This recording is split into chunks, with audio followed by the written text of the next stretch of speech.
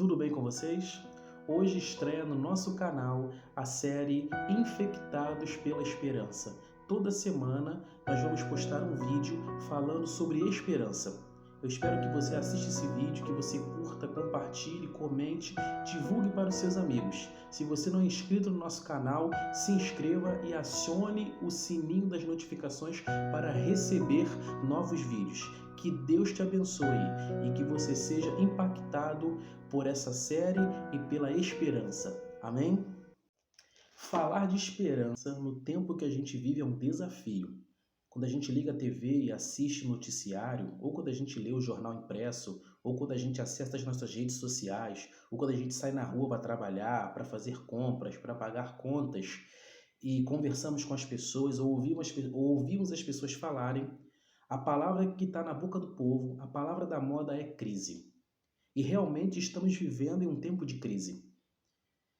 Só que, num tempo de crise, a melhor maneira de nós encararmos a crise, de nós suportarmos esse tempo difícil, de nós lidarmos com os dilemas desse tempo, é através da esperança. Porque a esperança não é só uma palavra, a esperança é uma filosofia de vida, a esperança é um sentimento, a esperança é um agente motivador e, acima de tudo, a esperança é um ser. É, isso mesmo, a esperança é um ser, a esperança é uma pessoa. Você sabe quem é a esperança? A esperança é Deus. Deus é a esperança. Deus é um Deus de esperança. E através desse livro aqui, a Bíblia Sagrada, ele deixou uma série de mensagens de esperança. Porque Deus sabia que ia chegar um tempo em que nós iríamos sofrer, que iria chegar um tempo de crise, um tempo de problemas, um tempo de crises globais, um tempo em que o ser humano estaria sofrendo, gemendo, chorando, um tempo em que o ser humano estaria passando por uma série de adversidades.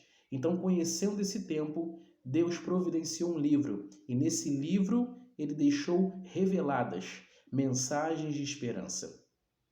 Nós estamos em meio à pandemia do coronavírus, e o coronavírus colocou o mundo de joelhos. O coronavírus colocou as pessoas com medo, desesperadas.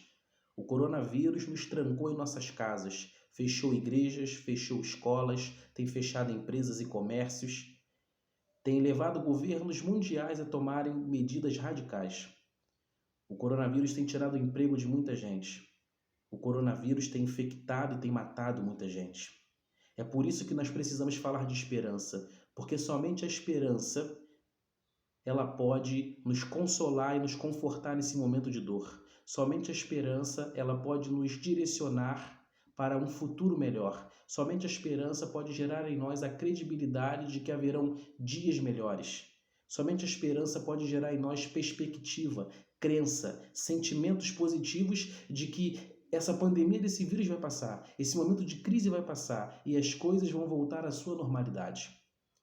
E para falar de esperança, eu quero compartilhar com você uma promessa de esperança da Palavra de Deus. Eu quero convidar você a ler comigo o que está escrito no Evangelho de Mateus,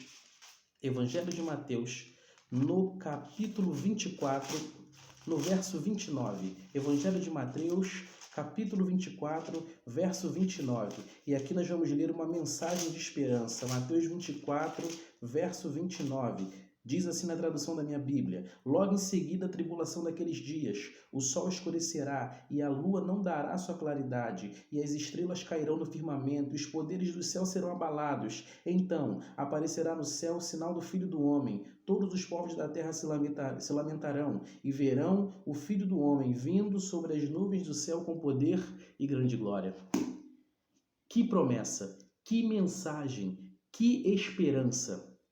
A Bíblia está dizendo aqui no Evangelho de Mateus, no capítulo 24, que um dia Jesus, sabe aquele Jesus que veio há 2000 anos atrás, que morreu na cruz do Calvário, que andou entre os pecadores, aquele Jesus que amou, que perdoou, que orou, que curou, que até ressuscitou, mas que foi preso, torturado, julgado, interrogado, açoitado e crucificado, esse Jesus virá novamente a este mundo. Mas agora ele virá com poder e grande glória. Ele virá como rei, ele virá como Deus. E ele virá para fazer duas coisas. Primeiro, para buscar um povo.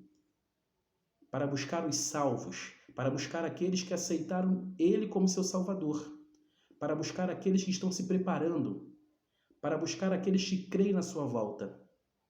Segundo, Ele virá para restaurar todas as coisas. Ele virá para dar fim ao pecado. Ele virá para acabar com a maldade. Ele virá para acabar com o sofrimento. Ele virá para destruir o arqui-inimigo de Deus. Você sabe quem é o arqui-inimigo de Deus? O diabo. Jesus virá para dar fim, para decretar a sentença final do diabo e os seus anjos. Jesus virá, de acordo com Apocalipse 21, de 1 a 4, para criar um novo céu e uma nova terra, onde não haverá mais dor, nem pranto, nem choro, nem a morte, porque as primeiras coisas já passaram. Essa é com certeza uma mensagem de esperança, uma palavra que nos inspira e que nos motiva a termos fé, a confiarmos, a acreditarmos que dias melhores virão. Você crê na volta de Jesus? Você crê nessa promessa? Você crê nessa palavra? Talvez você que vai assistir esse vídeo, você não é cristão, você não é religioso. Talvez você nunca ouviu falar sobre a promessa da volta de Jesus. Mas eu quero te dizer uma coisa, essa promessa é verdadeira, porque ela não foi prometida por um apóstolo, ela não foi prometida por um pastor, ela não foi prometida por um profeta, ela não foi prometida por um ser humano. Essa promessa foi feita pelo próprio Deus. Essa promessa foi feita pelo próprio Cristo. Essa promessa foi feita por aquele que não mente, por aquele que não tem dúvidas, por aquele que não se arrepende, por aquele que é perfeito e eterno. Então essa promessa é verdadeira. Jesus vai voltar. E se você que não conhece essa promessa, ou você que já ouviu essa promessa, mas não acredita, você que não é cristão, que não é religioso, você precisa dar crédito a essa promessa. Você precisa crer nessa palavra. Você precisa estudar e aprender mais sobre a volta de Jesus. E se você tem esse interesse, coloca aí nos comentários. Eu quero aprender sobre a volta de Jesus e eu terei o prazer de estudar juntamente com você sobre a promessa da volta de Jesus. Essa é a maior esperança para o povo de Deus. Essa é a maior esperança da Bíblia, a volta de Jesus. Só que, para que eu e você possamos estar preparados, estarmos prontos para a volta de Jesus, nós precisamos primeiro crer nessa promessa. Segundo, nós precisamos nos esforçar e nos preparar para estarmos em condições de receber Jesus nas nuvens do céu. Nós precisamos ter a salvação. Nós precisamos amar o Senhor sobre todas as coisas. Nós precisamos abandonar o mundo e a concupiscência da carne. Precisamos negar o nosso eu. Precisamos lutar contra o pecado. Precisamos dar ouvido ao Espírito Santo.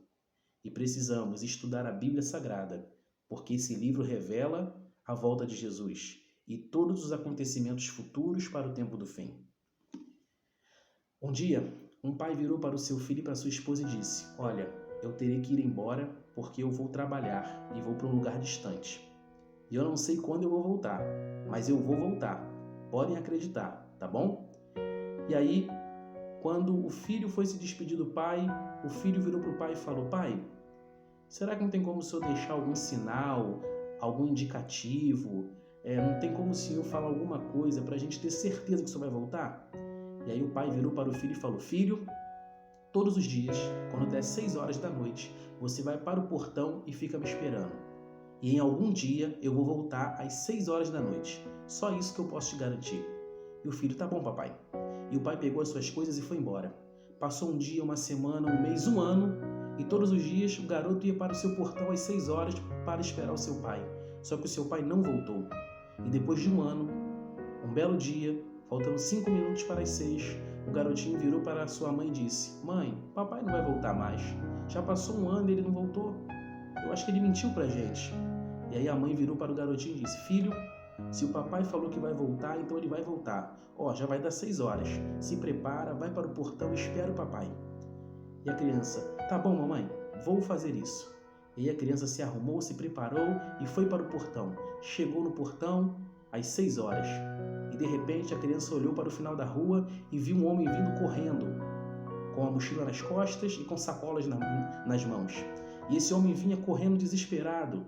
E a criança olhava E de repente, à medida que esse homem ia se aproximando, a criança percebeu que aquele homem era o seu pai.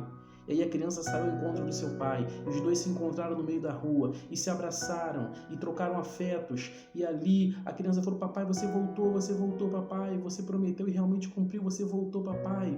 E o pai virou para o filho e disse: claro que eu voltei, filho. Se eu prometi que ia voltar, é porque eu ia voltar. E eu prometi que ia voltar, porque eu amo você e sua mãe, e jamais poderia abandoná-los. Jesus vai voltar, e Ele vai voltar porque Ele prometeu que vai voltar. Ele vai voltar porque Ele nos ama. E eu e você precisamos crer nessa promessa, nos preparar para esse dia. Precisamos fazer como esse garotinho e não perder as esperanças, não perder a fé, não deixar de acreditar, mesmo em meio a uma crise como essa que estamos vivendo, mesmo em meio a perdas, mesmo em meio a doença, mesmo em meio aos problemas, não podemos deixar de acreditar na promessa da volta de Jesus, porque Ele vai voltar e virá para nos buscar. Amém? Que Deus te abençoe. Fique com essa palavra no seu coração e seja impactado pela esperança.